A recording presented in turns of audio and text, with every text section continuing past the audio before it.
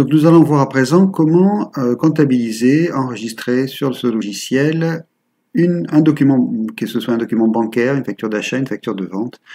Vous verrez que la saisie est exactement la même dans tous les cas. Cette saisie, elle se fait comment? Elle se fait par l'intermédiaire du menu saisie, ici, et tout en bas dans ce qu'on appelle la saisie standard. Dans l'écran de saisie standard, il y a plusieurs champs à compléter, chaque fois les mêmes, quel que soit le document enregistré. Le premier de ces champs, c'est le champ journal. Et ici, par défaut, on a le code journal, le dernier qui a été utilisé dans l'écriture précédente. Si vous ne vous souvenez pas du code du journal que vous souhaitez utiliser, on va cliquer sur les trois petits points. Et ici, vous avez la liste des journaux qui ont été créés dans cette entreprise. On va choisir par exemple le journal des ventes et on va dire OK. Avec la touche Entrée ou avec la touche Tabulation du clavier, je vais passer à la zone suivante. Ici, par défaut, la date qui apparaît, c'est la date du système, c'est-à-dire celle de votre ordinateur. C'est évidemment pas celle-ci qu'on va utiliser, on va plutôt taper la date du document, par exemple ici, le 15 mars.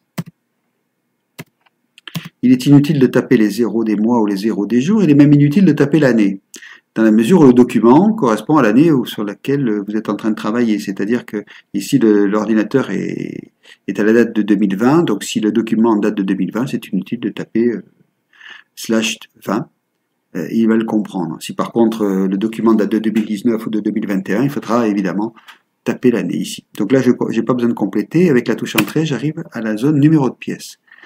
Elle est facultative, mais communément, on va mettre ici le numéro de la facture, par exemple 1, 2, 3. Et j'arrive avec la touche Entrée dans la zone la plus importante de votre écriture, le libellé. Vous remarquez qu'au passage, si vous avez marqué un numéro de pièce en haut à droite, il va se répéter ici.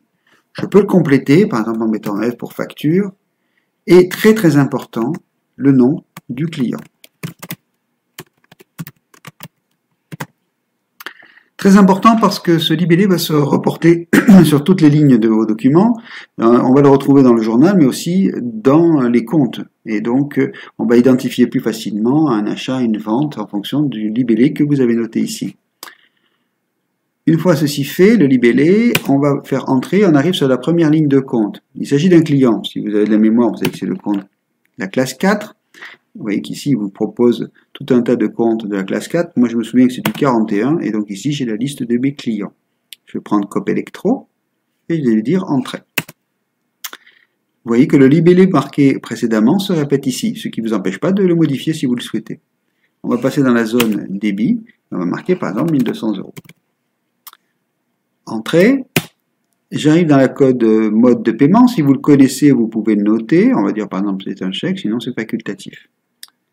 Entrée encore. On va arriver dans la date d'échéance. Par défaut, c'est la date du document que vous avez tapé précédemment. Mais on pourrait très bien la modifier. Par exemple, l'échéance sera le 15 avril. Et Entrée. Le numéro de pointage, c'est le même que le numéro de pièce que vous avez noté en haut. Et je me retrouve sur la deuxième ligne. Ici, je vais saisir mon montant hors taxe. Il s'agit d'une vente de marchandises. Je vais taper le code 7. Voilà. Et il me propose tous les codes 7. Je peux taper 707 ou cliquer ici pour l'obtenir. Il répète les libellés. Et par défaut, vous voyez qu'il m'a calculé automatiquement le hors taxe et la TVA. C'est pas un hasard. C'est parce que ça a été paramétré dans le logiciel pour dire qu'à partir d'un TTC de 1200, on calcule une TVA de 20%, ce qui nous donne un hors taxe à 1000. Évidemment, ce montant, encore une fois, vous pouvez le changer. Si par exemple, ici, vous avez vendu à votre client des marchandises et des matières premières, on va pouvoir faire deux lignes. Donc, admettons qu'on ait vendu que 800 € de marchandises et 200 de matières premières. Donc, je corrige mon montant. Il m'amène à la ligne suivante. Il me propose la TVA sur ces 800 €. Ça ne m'intéresse pas. Je vais continuer en tapant le code 701. Produit fini. Ici, je viens sur la ligne, ce n'est pas 160, c'est 200 €. Et encore une fois, il m'a calculé la TVA tout seul. 200 €, c'est bien le montant total. Mon écriture est terminée. Je vais vérifier l'équilibre ici débit-crédit. Équilibre qui n'est pas nécessaire d'aller voir parce que vous ne pourrez pas valider, enregistrer une écriture qui n'est pas équilibrée, il vous le signalera. Avant de cliquer sur enregistrer qui se trouve tout là-haut, Je vous fais remarquer ces trois options ici, brouillard, validation et simulation. Par défaut, c'est la case brouillard qui est cochée. C'est évidemment celle qu'on va conserver. Pourquoi? Parce que quand vous allez enregistrer votre écriture, si vous avez ici noté brouillard, ça se fait tout seul, vous pourrez revenir à tout moment sur cette écriture pour modifier tout son contenu. C'est-à-dire, on pourra changer le code du journal, la date, le libellé, les montants. On pourra absolument tout changer. Si on optait pour validation, votre écriture serait définitivement verrouillée et vous ne pourriez plus la modifier. Il faudra, pour la modifier, la passer à l'envers, l'annuler, pour repasser la bonne après. Donc on va éviter ce genre de choses, on va laisser sur brouillard et on va cliquer sur enregistrer. Très important, au moment de l'enregistrement, il va vous proposer un numéro. Ce numéro, c'est ce qu'on appelle le numéro de mouvement. Il est à reporter sur la facture pour pouvoir ensuite vous repérer dans les documents que va vous proposer Ciel, c'est-à-dire les listes d'écriture, les journaux, les comptes, etc. Donc très important de noter ce numéro. En plus, si vous notez ce numéro sur votre document, ça sera la preuve qu'il a été comptabilisé. Vous ne pouvez pas le comptabiliser deux fois. OK, et je passe à l'écran suivant et je peux recommencer ici. Vous voyez qu'ici, je choisis de nouveau mon code journal. Par exemple, ce client me paye. Je choisis le code banque. Je vais dire qu'il m'a payé le 12 avril. Le numéro de pièce, je vais dire que c'est un chèque 456, par exemple.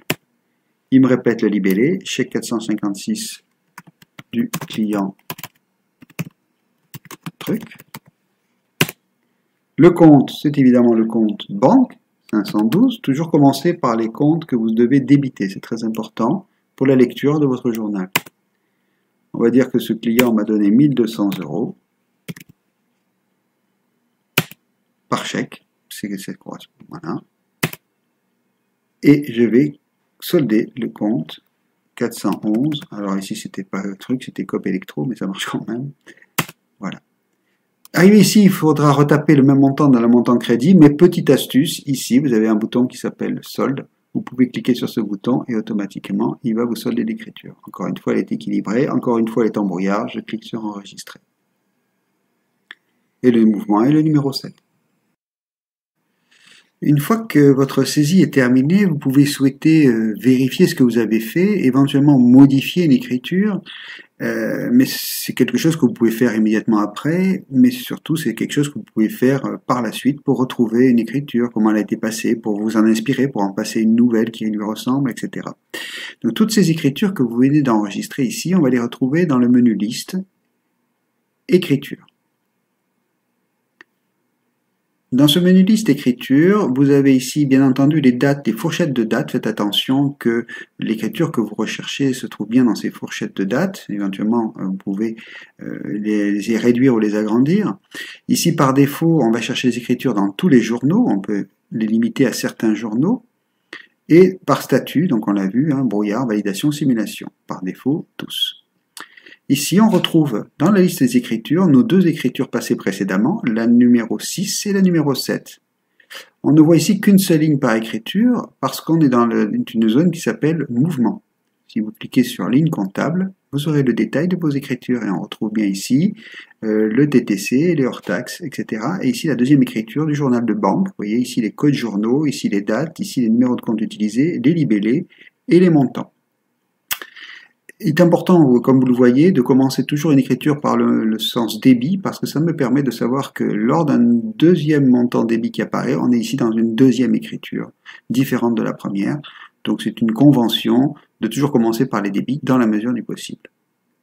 Maintenant, vous vous rendez compte que vous êtes trompé chez le client truc et qu'en fait, c'était la totalité de votre facture concernait des marchandises et non pas une répartition comme on l'a fait ici. Pour modifier cette écriture, dans la mesure où vous l'avez mise en brouillard, il suffit de venir sur n'importe quelle ligne de cette écriture et de faire un double clic avec votre souris.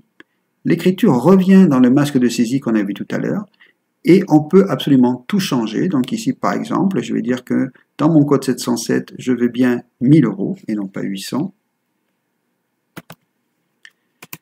Et que cette ligne n'existe plus. Je peux la mettre à 0 ici ou tout simplement cliquer sur le bouton effacer. Il va m'effacer la ligne numéro 3. mon écriture est maintenant correcte. J'aurais pu de la même façon changer le numéro de journal, la date ou le libellé. De nouveau, je vais cliquer sur enregistrer. Si je reviens dans ma liste des écritures, ici, voilà, je m'aperçois que la modification a été faite. Cette écriture, ces deux écritures, on va les retrouver de partout, notamment dans les comptes. Donc si je vais dans le menu traitement travail sur un compte ici, et que je tape ici le compte 411 Copelectro, donc je vais bien borner mes dates en 2020. Et là, je vais retrouver dans ce compte-là des à nouveau, évidemment, saisis précédemment, mais surtout, je vais retrouver mon mouvement 6 et mon mouvement 7 en débit et en crédit. On voit bien que ce compte est maintenant équilibré concernant ces deux écritures-là. Voilà, donc pour vérifier vos écritures, il s'agit de la liste des écritures. On les voit toutes, sans distinction. Et ici, un double clic me permet de les modifier.